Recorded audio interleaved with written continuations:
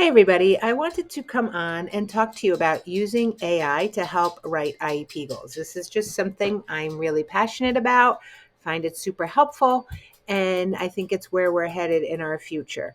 So, just like years ago when someone invented a calculator to help us do math, now we have AI to help us do all of our writing. So, it can be really helpful as a tool to complement your professional opinion and your professional skills. And the key is using it as a tool. You want to make sure that you already have a strong understanding of special education and student needs before you jump into AI. You can get incorrect answers. You need to use your professional judgment. And confidentiality is required. I can't talk about AI and students without mentioning that maintaining student confidentiality is a legal and ethical requirement, not just a best practice. So, again, you have to make sure you're not putting in any identifiable information. So, let's get started. Using AI to write IEP goals can be super helpful. It can help you fine tune exactly what your goals are for your students. It can help you save time. We all know special educators and related service providers don't have a lot of time. And it can offer variations on a goal and action plan and lots of other helpful information that can help clarify what your goals are for your students. Again, always using your professional judgment as well. So, when we start out to use AI to help write IEPs, we have to do the prep work. And so that would be gathering assessment data, that would be identifying their strengths, finding baseline data, and determining the specific functional outcome for the goal. So once you have all this information, then you would sit down and use an AI prompt. I've written a few AI prompts that you can use to help test this out. If you're not familiar with using a prompt, it's a good spot to start. And they can help you generate structured IEP goals. Again, we're using our professional judgment though, and we're being very clear on what we're asking for. So we're going to get started right away. And I'm going to put in the first prompt. I've started here. A student in elementary school is working on handwriting. Their present level of skill, they can legibly write 5 of 26 lowercase letters. And I'm asking ChatGPT to write a SMART IEP goal that includes the condition, any supports, the functional outcome, the criteria, the time frame for achieving the goal, and include necessary supports as appropriate. But I don't want anything, I don't need any specific services or providers included. And I want the goal in a one sentence format, and it needs to be a SMART framework. So we're going to hit go and let's see what we get. Within 36 weeks, when provided with a visual model and verbal cues, the student will legibly write 20 of 26 lowercase letters with correct letter formation in 4 out of 5 opportunities as measured by work samples and teacher observation. I like it. Instead of 36 weeks, I could say June of 2025. I could put an end date on it. I could put, in 1 year. Of course, these are all things that you're using your professional judgment of when you think the student will be able to achieve that goal. All right. So I think that's pretty decent. It's certainly a great starting point that you can work off of. Let's try something else. Let's try a student in middle school is working on, let's do self-regulation. Their present level of this skill in this area is, let's say, they can sustain their attention to an academic task for 5 minutes during independent work. So I'm very specific. This is during academic time, and they're required to work on their own. I want a goal that's going to improve this functional outcome. We know in middle school we need you to work longer than 5 minutes independently. So let's see what we get.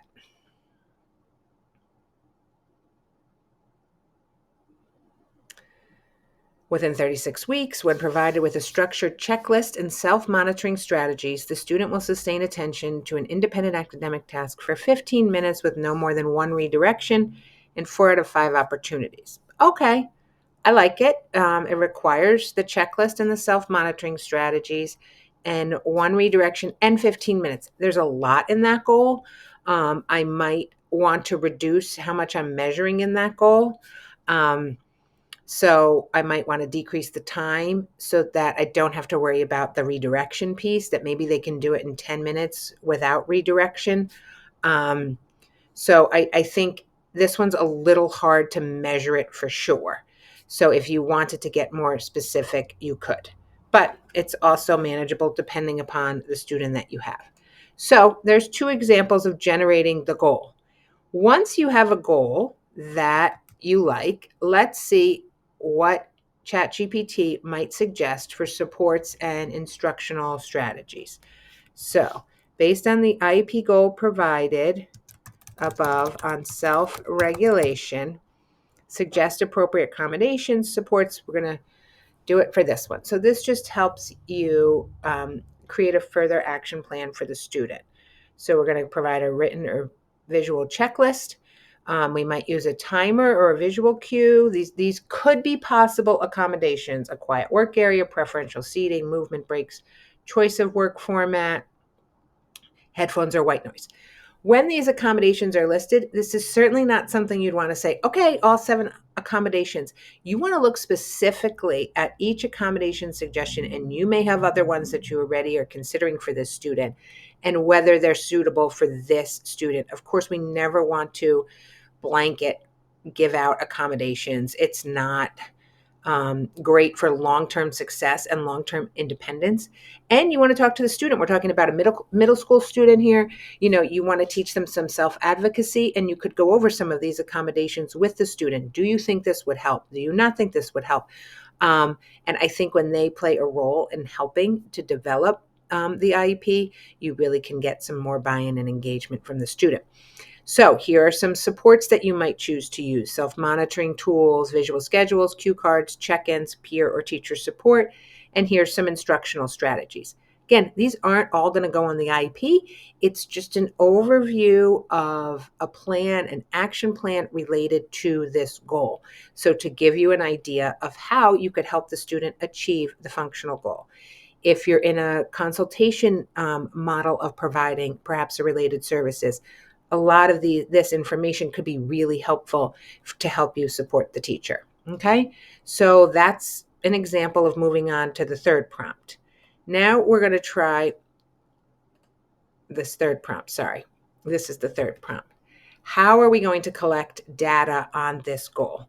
So again, specifically for this self-regulation goal, sometimes it will create a spreadsheet. Sometimes it doesn't. It's been a little finicky lately. Let's see what happens. If it doesn't, I'm going to change the prompt. And so what we're looking for here is just a basic idea of how can we measure, progress monitor the student's ability to reach the goal. You may have another way that you want to collect data. Here's their suggestions. Unfortunately, it did not want to display visualization for me, but I think I have a prompt that will, or a response that will solve that. Collect data at least twice per week. Record the data and the task type, the redirections, measuring progress. Of course, these are all things that we do because we know about data collection. But I also think it's just really helpful to see it specifically related to the goal that you're working on. And so here's some suggested professional resources that you may be using in order to monitor self-regulation. Okay, you didn't create the spreadsheet. Can you create a CSV file for the data collection? Let's see. And again, like I said, this is a starting point. It just helps give you an idea of where we're at. Let's see what we got. I don't need document recovery right now. Okay. So, not bad for a start. Okay. It has the date. Let's format these cells so you can see them a little bit better. Okay, so task type. Maybe it's math, maybe it's reading.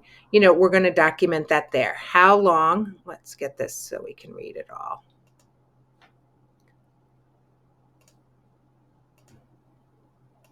Okay. How long did they sustain their attention? How many times were they redirected? What supports were they using? Were they using a self-monitoring checklist, and any other notes and observations? The great thing about this is then you could easily create a graph.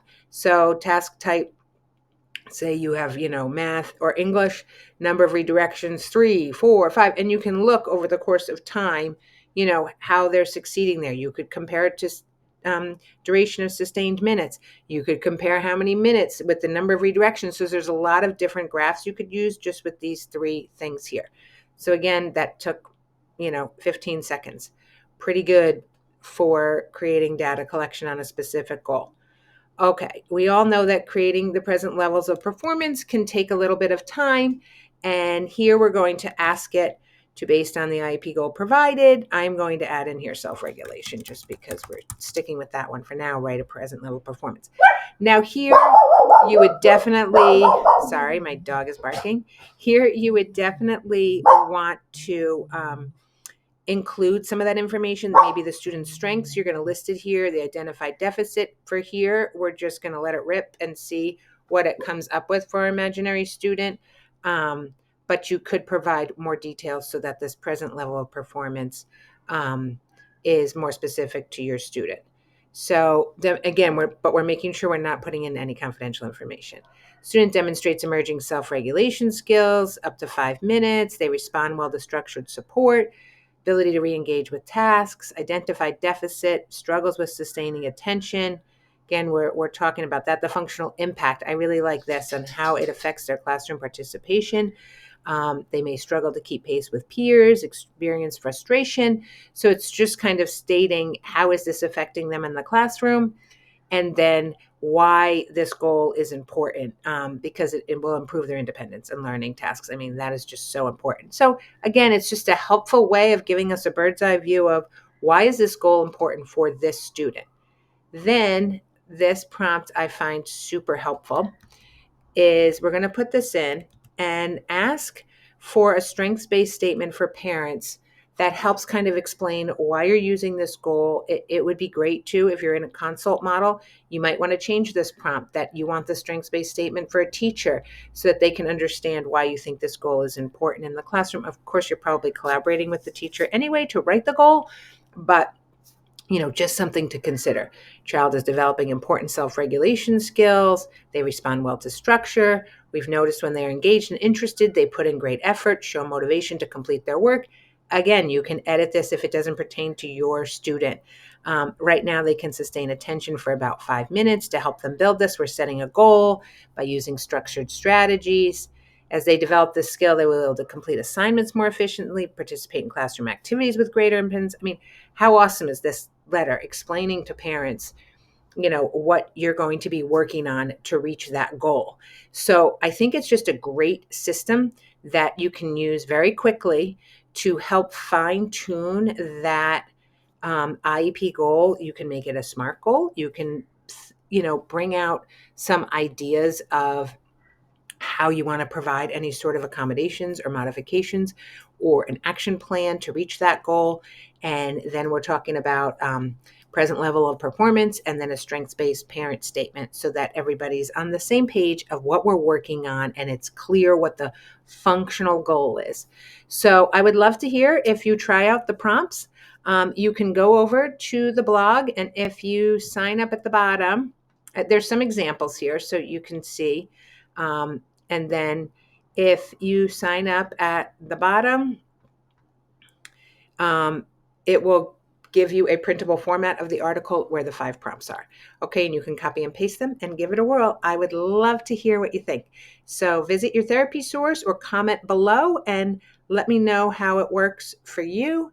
And I will see you next time. And let me know also if you want more AI tips and strategies to help you be more efficient in your job in supporting your students at school and home. All right, visit yourtherapysource.com to get those 5 prompts.